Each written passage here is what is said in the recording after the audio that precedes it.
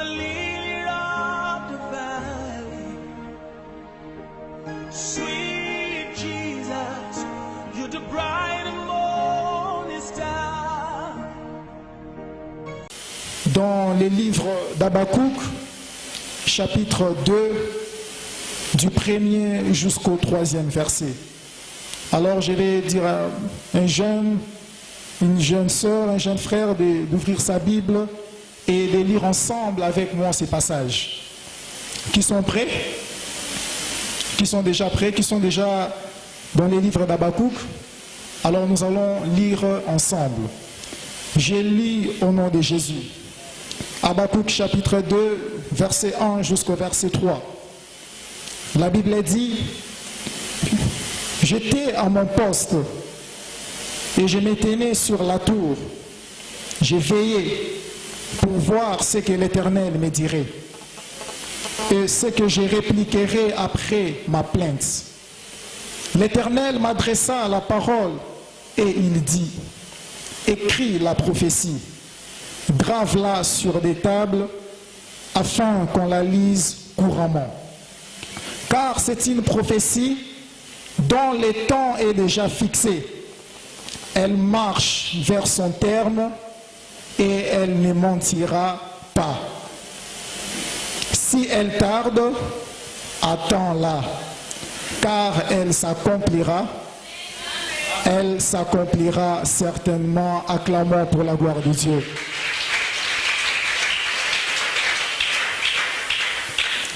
Ainsi, bien-aimés dans le Seigneur, le passage que nous venons d'écouter tout à l'heure est tiré du livre d'Habakkuk, chapitre 2, du 1er jusqu'au 3e verset. Alléluia. Alors, le livre d'Habakkuk a été écrit au 7e siècle avant Jésus-Christ et il a pour thème du doute à la foi.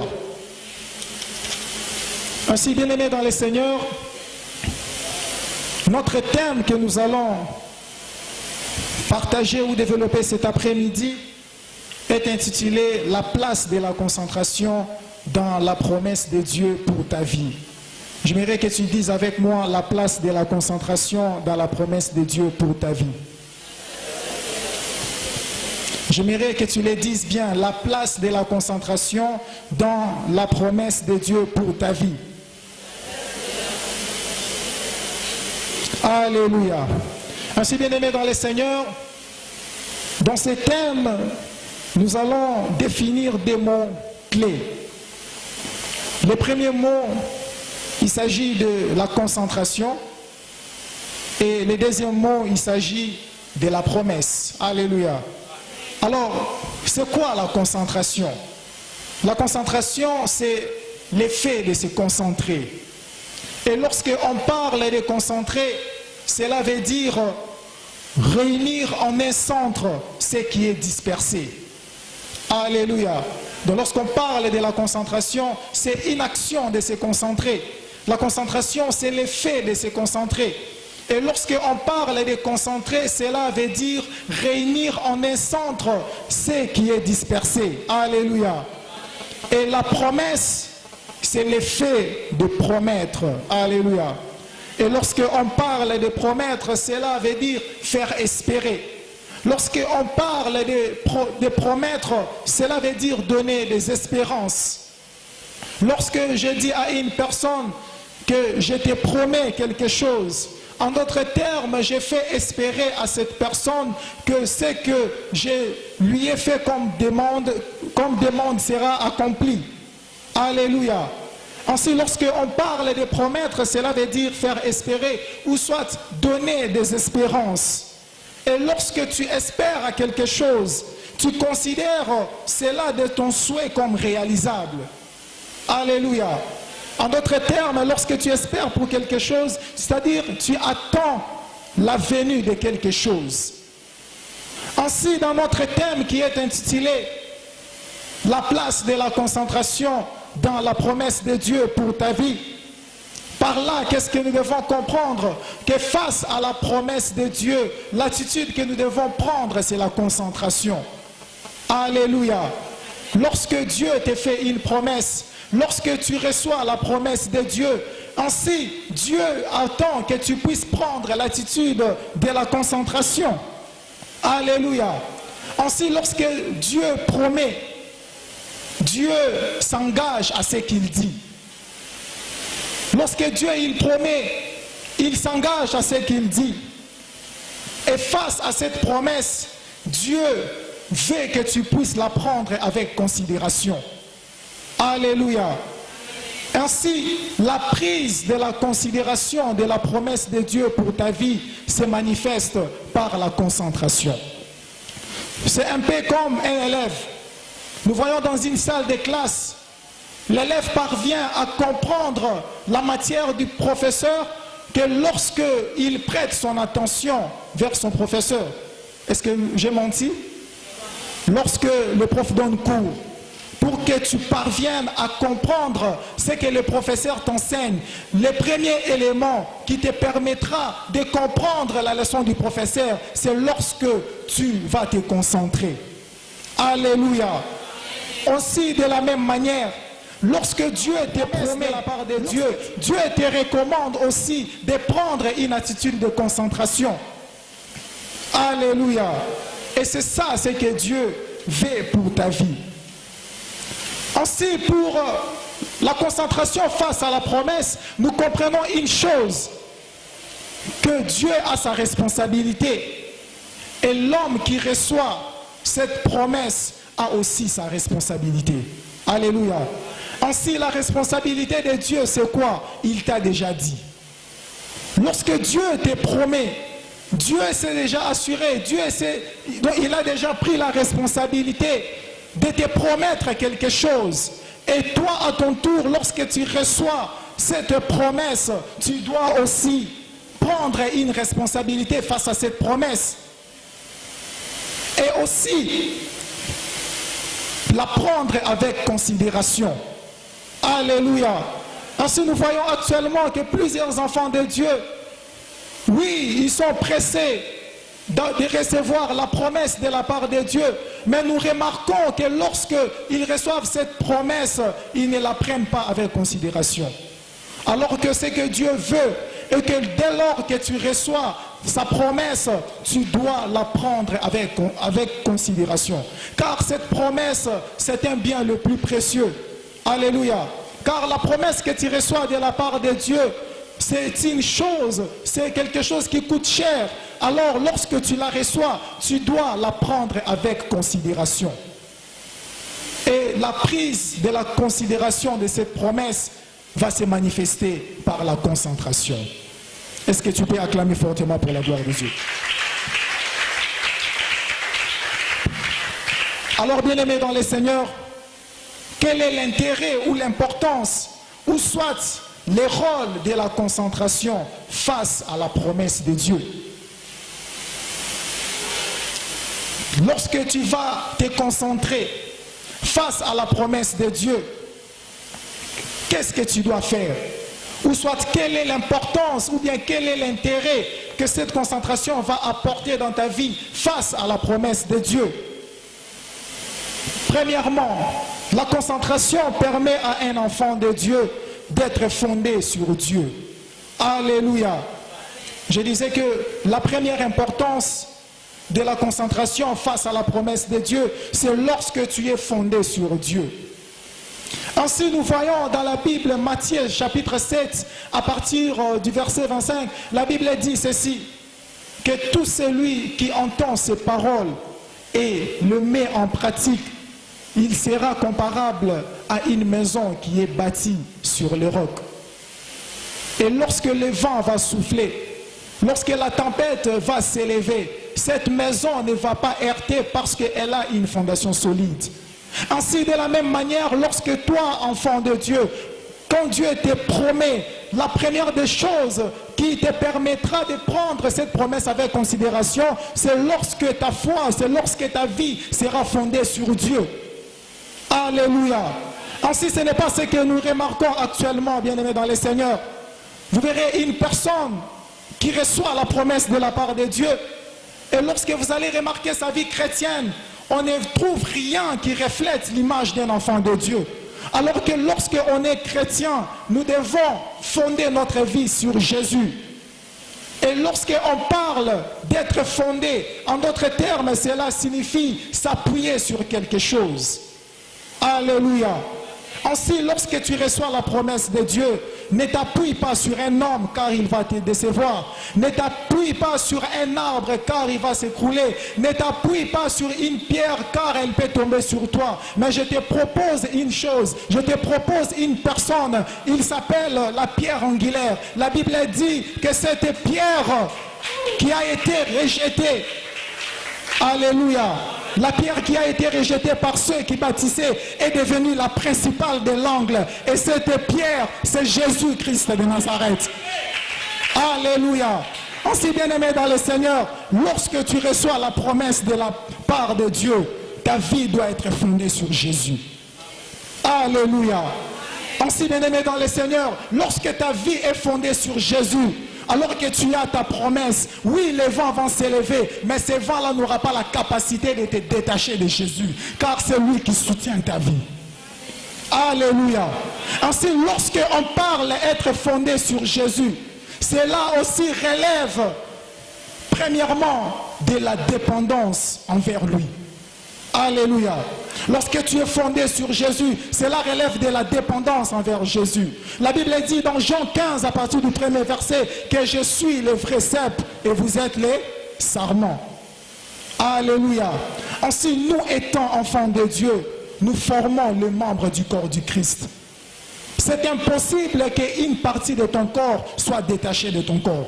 Car si une partie de ton corps est détachée de ton corps, c'est ton corps entier qui sera dans la tristesse, dans la douleur. Et aussi pour nous, enfants de Dieu, alors que nous avons la promesse de Dieu, la meilleure façon pour rester dans une attitude de concentration en ayant la promesse de Dieu, c'est lorsque nous allons dépendre de Jésus. Alléluia. Ainsi, bien-aimés dans le Seigneur, dépendons de Jésus-Christ à tout moment. Car la Bible déclare qu'il est une pierre angulaire. Cette pierre a été rejetée par ceux qui bâtissaient, mais elle est devenue la principale de l'angle. Ainsi, bien-aimé dans le Seigneur, appuie-toi sur Jésus tout en dépendant de lui. Est-ce que tu peux encore acclamer fortement pour la gloire de Dieu? Donc j'avais dit que lorsqu'on parle d'être fondé sur Jésus, cela relève premièrement de la dépendance envers Jésus. Et deuxièmement, cela relève aussi de la focalisation sur Jésus. Alléluia. Ainsi, un enfant de Dieu doit toujours fixer ses regards vers Jésus. L'autre fois, le dimanche passé, notre papa nous avait prêché. Il nous avait dit que nous devons marcher avec les yeux et non avec les oreilles. Et aussi, dans ta vie, sache que la promesse que tu as, c'est cette promesse qui fera de toi une grande personne lorsqu'elle va s'accomplir. Et pour arriver à l'accomplissement, à la destinée de cette promesse, tu dois aussi être focalisé sur Jésus, tout en ayant tes yeux fixés vers Jésus et non marcher avec les oreilles. Et c'est comme une personne qui passe en cours de route. Dès lors que cette personne voit un fou commencer à l'insulter, pourquoi tu ne vas pas réagir contre cette personne-là? Pourquoi? C'est parce que c'est un fou, non? Parce que c'est anormal de voir une personne qui réfléchit se mettre aussi à répliquer des injures qu'un fou lui fait. Et aussi de la même manière, lorsque tu reçois la promesse de Dieu, tes yeux doivent être fixés vers Jésus. N'entends pas ce que des gens disent de toi. N'entends pas ce que des gens disent de mal contre toi. Ne t'intéresse pas des critiques, mais toi fixe tes yeux vers Jésus. Car c'est lui qui t'a promis, ce n'est pas cette personne-là qui te critique. Car c'est lui qui t'a promis, ce n'est pas cette personne-là qui t'injurie, mais c'est lui qui t'a promis, c'est Jésus-Christ. Et il attend que tu fixes tes regards vers lui. Alléluia. Et l'autre troisième élément qui est aussi relevé lorsque notre vie est fondée sur Jésus-Christ, c'est aussi l'obéissance à sa parole. Alléluia. Ainsi, j'ai dit à une personne cet après-midi que lorsque Dieu te promet, il associe à cette promesse des conditions.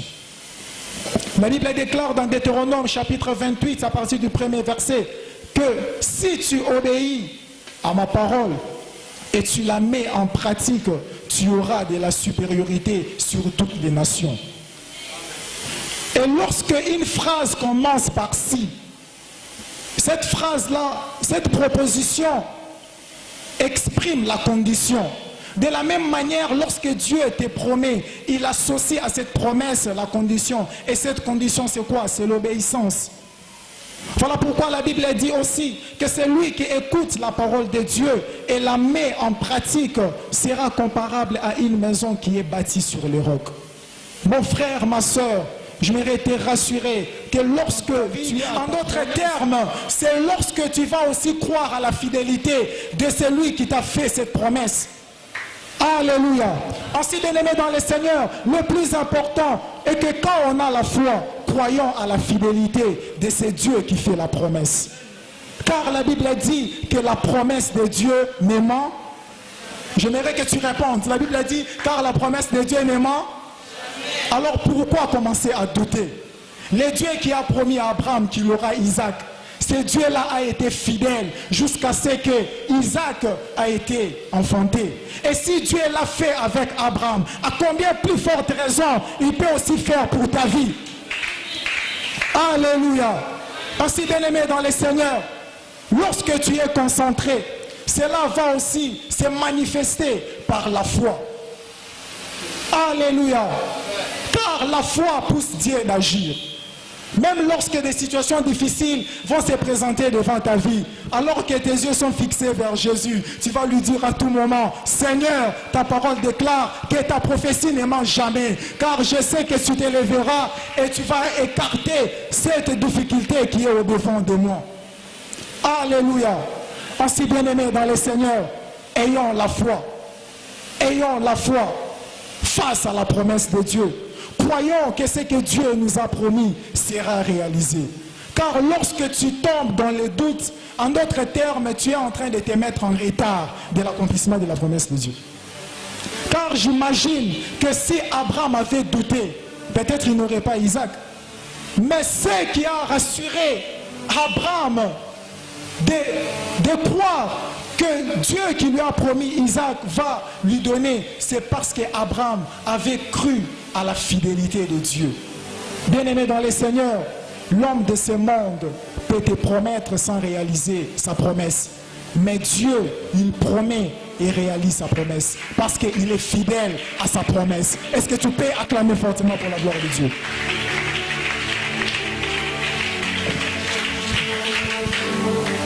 Ainsi, face à la promesse, il ne faut jamais attendre de voir afin de croire. Alléluia. Lorsque Dieu te promet que tu auras le mariage, comporte-toi déjà comme une femme mariée. Lorsque Dieu te promet, toi un frère, que tu seras marié, comporte-toi déjà comme un frère marié. Alors n'attends pas seulement que quand cette femme va se présenter devant toi, alors que tu diras seulement à l'instant même que Dieu t'a dit que tu seras marié, commence déjà à te comporter comme un marié. Et c'est ça, avoir les yeux de la foi. Alléluia. Ainsi, bien-aimés dans le Seigneur, ayons la foi que la promesse de Dieu s'accomplira dans notre vie. Alléluia. J'aime une chose quand la Bible dit que c'est par la foi que Sarah, alléluia, c'est par la foi que Sarah, qui était stérile, a été rendue capable d'avoir une postérité. C'est par la foi que Sarah a été rendue capable d'avoir une postérité. En d'autres termes, il peut arriver que tu reçoives la promesse de la part de Dieu en étant dans une situation que tu ne peux pas imaginer que par rapport à l'état où je suis, il est impossible que je puisse atteindre cette dimension. En d'autres termes, Dieu peut te promettre que tu seras élevé, mais tu regardes ton état, tu manques même des habits. Tu regardes ton état, parfois tu passes une journée affamée et Dieu te dit que la joie, Matthieu, évangéliste François, tu seras élevé. Alléluia. Alors tu regardes ton état, tu dis, mais cela se fera comment? Non, laisse Dieu agir selon sa volonté. Alléluia. Et la Bible dit qu'il appelle en existence des choses qui n'existaient pas. Et cela existe au nom de Jésus-Christ. Alors aie l'assurance, bien-aimé dans le Seigneur, que malgré l'état dans lequel tu es, quand Dieu te promet, crois à sa fidélité et un jour, il va changer ta position et tu seras élevé pour témoigner sa grandeur. Alléluia. Ainsi, la quatrième importance, lorsque on reçoit la promesse de Dieu en étant concentré, c'est aussi la patience. Alléluia. Bien-aimé dans le Seigneur, dis avec moi patience. Dis avec moi patience. Alors c'est quoi la patience? La patience, c'est la tranquillité. Alléluia. La patience, c'est le calme. La patience, c'est le sang-froid avec lesquels on attend ce qui tarde à venir. Alléluia. Lorsqu'on parle de la patience, c'est-à-dire c'est une tranquillité. La patience, c'est un sang-froid, c'est le calme avec lequel on entend ce qui tarde à venir. C'est un peu comme la maman qui est en train de préparer à la maison. Alors que tu rentres à la maison, tu as tellement faim. Maman sait que tu as faim. Alléluia. Et toi, en arrivant, tu vas, cette nourriture, depuis que ça chauffait, mais quand est-ce que ça va cuire parce que j'ai faim? Et lorsque tu attends jusqu'à ce que la nourriture va cuire, cet intervalle de temps-là, c'est ce qu'on appelle la patience. C'est-à-dire tu attends que la nourriture puisse cuire afin de bien la consommer. Et j'aime encore une chose dans la Bible. Alors qu'Abraham reçoit la promesse qu'il aura Isaac, la Bible dit qu'il a reçu la promesse à l'âge de 75 ans. Et il a eu Isaac à l'âge de 100 ans. Et cet intervalle de temps, ça fait combien? 25 ans. Et nous voyons la durée de patience qu'avait Abraham lorsqu'il a reçu la promesse de la part de Dieu. Et aussi de même pour toi, mon frère, ma soeur, ne regardez pas la durée. Ne regardez pas la durée, car la patience nous localise dans un temps céleste. Alléluia. La patience nous localise dans un temps céleste. Pourquoi? Parce que nous sommes dans ce monde, mais nous ne sommes pas de ce monde. Alors nous devons vivre comme étant les enfants du royaume, mais on ne doit pas vivre comme étant les enfants de la terre. Ainsi, lorsque tu es patient, cette patience-là te localise dans un temps céleste parce que tu n'es pas du monde, mais tu es du royaume. Alléluia. Ainsi, bien-aimés dans le Seigneur, soyons patients. Celui qui est patient engendra Isaac. Mais celui qui est impatient va engendrer Ismaël. Alléluia. Ainsi, plusieurs chrétiens qui sont pressés de réussir dans leur vie, ce sont ces chrétiens-là qui engendrent Ismaël à la place d'attendre le moment convenu pour engendrer Isaac. Alléluia. Et nous voyons comment Abraham était tombé dans cette erreur. Il a reçu la promesse de la part de Dieu qu'il aura Isaac. Mais en écoutant la voix de Sarah, il a accepté de faire, il a accepté de prendre sa servante afin de donner naissance à Ismaël. Ainsi, mon frère, ma soeur, j'aimerais dire à une personne que même si ta promesse tarde de s'accomplir, n'attends pas ce que les gens disent de toi. Mais attends que le temps fixé d'accomplissement de ta promesse pour témoigner la grandeur de Dieu. Alléluia. Ainsi, bien aimé dans le Seigneur, j'ai dit encore à une personne, toujours dans Habakkuk, la Bible dit, à partir du verset 3, que car c'est une prophétie dont le temps est déjà fixé, elle marche vers son terme et elle ne mentira pas. Si elle tarde, attends-la, car elle s'accomplira certainement. Alléluia. La Bible dit que c'est une prophétie dont le temps est déjà fixé. Ainsi, j'ai dit à une personne que ce que Dieu t'a promis a un temps fixé. Et ce jour-là, cette promesse va s'accomplir. Alors ce que Dieu te recommande cet après-midi, c'est d'être patient. Car mieux vaut attendre que la nourriture puisse cuire afin de la manger avec appétit, que de manger la nourriture qui est en train de chauffer sans être cuite, ou bien en d'autres termes, que de manger la nourriture qui est crue. Oui, tu mangeras, tu vas te rassasier, mais cette nourriture va te faire mal au ventre. Pourquoi? Parce qu'elle n'a pas subi une température convenable pour être cuite. Alléluia. C'est aussi de la même manière avec la promesse que Dieu fait dans ta vie. Dieu veut que tu sois patient. Pourquoi? Parce que ce qu'il t'a promis est en train de chauffer dans la marmite. Alléluia. Donc ça n'a pas encore atteint 100 degrés. Alors quand c'est déjà à 75 degrés, tu dois encore attendre. Mais lorsque cela va atteindre 100 degrés, c'est alors que tu mangeras avec appétit. C'est pourquoi vous verrez une personne qui dira: ah, j'ai longtemps duré en attendant ce mariage, mais voilà le mari que Dieu m'a donné, il est tellement beau. Voilà la femme que Dieu m'a donnée, elle est tellement belle. Pourquoi? Parce que tu as eu le temps de patienter. Alléluia. Ainsi, pour finir, la dernière importance de la concentration face à la promesse de Dieu, c'est aussi la crainte de Dieu. Alléluia. Bien-aimé dans le Seigneur, si tu veux que la promesse de Dieu puisse s'accomplir dans ta vie, marche selon sa crainte. J'ai mis une chose avec Joseph. Alors qu'il avait reçu la promesse à l'âge de 17 ans, nous voyons le parcours de Joseph. Comment Joseph a souffert. Comment Joseph a traversé des moments difficiles. Mais ce qui marquait Joseph, c'était la crainte de Dieu. Jusqu'à tel point, il n'a pas voulu de tomber devant la femme de Potiphar ces jours-là. Alléluia. Aussi bien-aimés dans le Seigneur, marchons dans la crainte de Dieu. Marchons dans la crainte de Dieu, car ce qui nous est réservé sera plus grand que ce que nous vivons dans le présent. Raison pour laquelle Joseph avait compris cela. La Bible dit, c'était un homme qui avait marché dans la crainte de Dieu. Alors qu'il avait sa promesse, Joseph n'avait pas voulu fléchir ses genoux devant la femme de Potiphar.